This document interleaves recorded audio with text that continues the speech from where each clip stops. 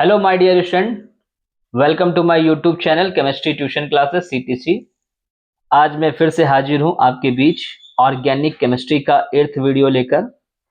Last video में हमने उन कंपाउंड्स की आईयूपीएसी देखी थी जिनमें एक फंक्शनल ग्रुप और साथ में डबल बॉन्ड और ट्रिपल बॉन्ड हुआ करता है। आज हम लोग उन कंपाउंड्स की आईयूपीएसी देखेंगे जिसमें एक से ज्यादा फंक्शनल ग्रुप होते हैं। देखिए, कहीं पर अगर हमको कोई ऐसा ऑर्गेनिक कंपाउंड मिलता है जिसमें एक से ज्यादा फंक्शनल ग्रुप हो, तो वहां पर हम लोग सीनियरिटी टेबल की हेल्प से सबसे पहले ये पता करेंगे कि उन फंक्शनल ग्रुप में से कौन सा फंक्शनल ग्रुप सीनियर है। तो जो फंक्शनल ग्रुप क्या होगा, सीनियर होगा, उसको हम लोग मेन फंक्शनल ग्रुप यानी कि पेरेंट चेन में कंसीडर करेंगे और उसका हम लोग सफिक्स यूज करेंगे। और जो सीनियरिटी टेबल में नीचे होगा उसको हम लोग as a secondary functional group consider करेंगे और उसको हम लोग प्रीफिक्स के फॉर्म में लिखेंगे। सीनियरिटी टेबल मैंने आपको बता रखी है, आप लोग जाकर वो वीडियो फिर से देख सकते हैं जिसमें मैंने सीनियरिटी टेबल आपको डिस्कस की है। आज हम लोग उन कंपाउंड्स की आईयूपीएसी देखेंगे। तो चलिए शुरू करते हैं हम लोग।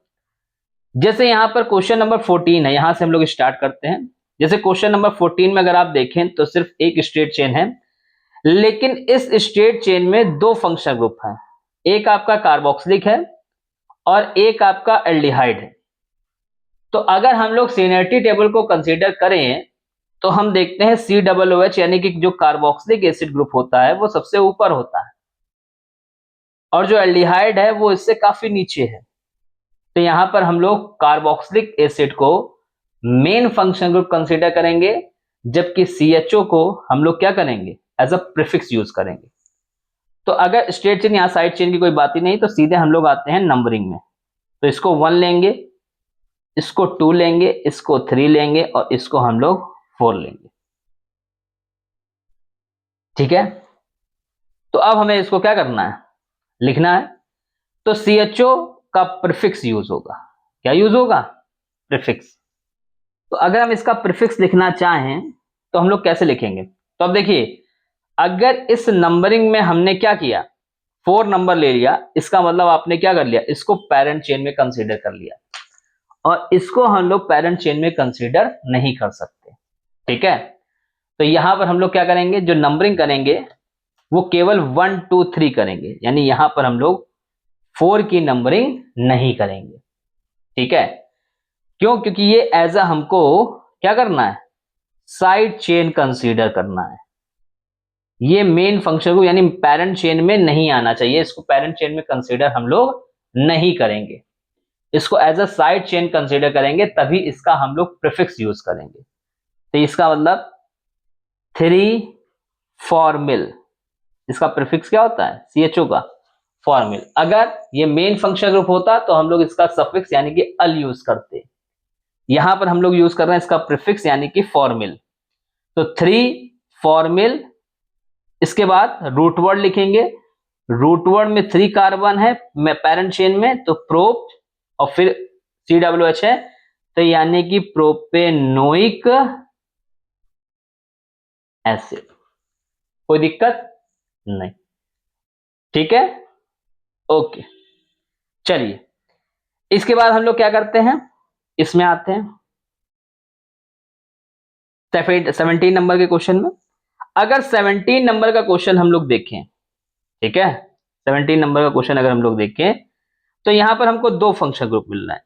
एक हमको CONH2 मिल रहा है एमाइड, और एक हमको CN मिल रहा है यानी कि साइनाइड। तो अगर हम सीनियरिटी टेबल को यहां पर कंसीडर करें तो हम पाएंगे कि यहां पर क्या हो गया, ये मेन फंक्शन ग्रुप हो जाएगा। ये क्या हो जाएगा, हमारा मेन फंक्शन ग्रुप, और ये हमारा हो जाएगा साइड चेन। तो नंबरिंग ऊपर वैसे ही 1 2 3, ठीक है। तो क्या हो जाएगा, यहां पे क्या लिखेंगे, 3 साइनो। क्या हो जाएगा, 3 साइनो। इसके बाद इसके बाद हम लोग लिखेंगे रूट वर्ड। रूट वर्ड में कितने कार्बन आएंगे? 1 2 3, यानी हम लोग लिखेंगे यहां पर प्रो। अब आएगा सफिक्स एमाइड, तो प्रोपेना माइड। क्या हो गया? प्रोपेना माइड। ठीक है, आई बात समझ में? ये क्वेश्चन नंबर 16 देख लीजिए, हालांकि इसमें ऐसा कुछ नहीं, 16 के पहले रुकिए 18 देख लीजिए।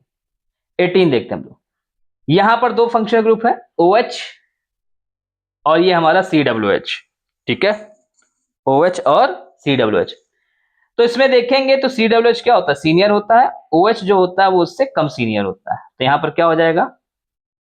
1 2 3 4 5 और 6।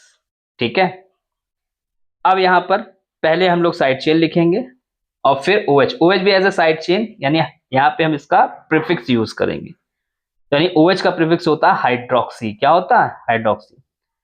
तो 4 और 5 डाइमेथाइल और हाइड्रोक्सी, तो अगर हम देखें तो 2 हाइड्रोक्सी, 3 हाइड्रोक्सी, 3 हाइड्रोक्सी और 4,5 डाइमेथाइल। क्या हो जाएगा? Dimethyl. ठीक है, डाइमेथाइल। इसके बाद रूट वर्ड 6 कार्बन यानी हेक्सेन, और फिर इसके बाद सफिक्स हेक्सेनोइक एसिड। ठीक, कोई दिक्कत? ठीक, वेरी गुड। क्वेश्चन नंबर 16 देखिएगा, इसमें कुछ खास नहीं है, पता किसी वजह से यहाँ पे क्वेश्चन ये नोट हो गया होगा। तो इसमें एक ही फंक्शन ग्रुप है, तो कोई दिक्कत वाली बात यहाँ पर है नहीं। 1 2 3 4 5 ऐसे हम आपको खूब IUPAC बता चुके हैं। तो यहाँ पर क्या हो जाएगा? 4,4 डाइमेथाइल। क्या हो जाएगा?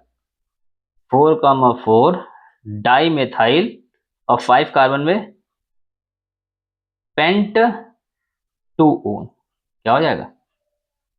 पेंट 2 ओन या पेंटेन 2 ओन, वट एवर, कोई दिक्कत वाली बात इसमें। ठीक है, ओके, हो गया। जैसे ये देखा 18, वैसे ही हम लोग क्वेश्चन नंबर 15 भी देखेंगे। या अब यहां पर देखिए 3 है, 1 2 और डबल बॉन्ड भी। तो डबल बॉन्ड तो वैसे सबसे वीक फंक्शन ग्रुप होता है, इसके बाद इससे वीक केवल ट्रिपल बॉन्ड होता है, लेकिन इसका यूज हम लोग सफिक्स ही करते हैं, आपको मैंने बताया होगा। OH यहाँ पे सेकेंडरी फंक्शन ग्रुप हो जाएगा, तो जैसे नीचे किया वैसे यहां पर 1 2 3 4 5 6 7। तो क्या हो जाएगा? हमारा हो जाएगा 3 हाइड्रोक्सी। क्या हो जाएगा? 3 हाइड्रोक्सी 6,6 क्या हो जाएगा? डाइमेथाइल इसका रूट वर्ड हो जाएगा। रूट वर्ड में हो गया हेप्ट। अब लिखेंगे हम लोग सफिक्स हेप्ट 4 इन और 1 ओइक एसिड, 1 ओइक एसिड। ठीक है, कोई दिक्कत नहीं। ठीक, वेरी गुड। अब इसके बाद अगर 13 हम लोग देख लें, अगर आपने 13 कर लिया तो अब मेरे ख्याल से आपको फिर कोई दिक्कत नहीं आएगी। 13 में क्या कह रहा है? देखिए यहां पर एक तो ये है कीटोन है, कीटोन के बाद क्लोरो है, क्लोरो के बाद नाइट्रो है। तो इसमें देखें तो हालांकि आ तो एक ही फंक्शन ग्रुप रहा है, मेन कीटोन। अब यहाँ चेन सिलेक्शन की बात, 1 2 3 4 4 to 6, 1 2 3 4 5 6 7 8, 1 2 3 4 5 6 7 और 7 to 9, यानी ये वाली चेन हो जाएगी। क्या हो जाएगी? 1 2 3 4 5 6 7 8 और 1 9। ठीक है, कोई दिक्कत यहाँ पर नहीं। अब इसके बाद समझिएगा, अगर मैं आपसे कहूं तो सबसे पहले तो क्या करेंगे हम लोग? साइड चेन लिखेंगे। साइड चेन भी अल्फाबेटिकली देखेंगे। तो यहां पर सबसे पहले 4 पे क्या लिखा जाएगा? 4 पे हमारा एथाइल है। 4 पे क्या है? 4 एथाइल, ये हो गया 4 एथाइल। फिर इसके बाद मेथाइल है, मेथाइल कहाँ कहाँ पर है, 7 पर है, 5 पर है, 3 पर, यानी 3,5। एक देखिए क्लोरो, तो सबसे पहले हम लोग लिखेंगे क्लोरो, क्या लिखेंगे, 4 क्लोरो, 4 पे ही क्या है क्लोरो, अल्फाबेटिकली अगर देखेंगे तो सी सबसे क्या आएगा, पहले आएगा। तो 4 क्लोरो, 4 एथाइल, 3,5,7 क्या, ट्राई मेथाइल, 3 बार आ रहा है तो ट्राई, कौन आ रहा है, मेथाइल। फिर इसके बाद 6 पे क्या, नाइट्रो, 6 पे आ रहा है नाइट्रो।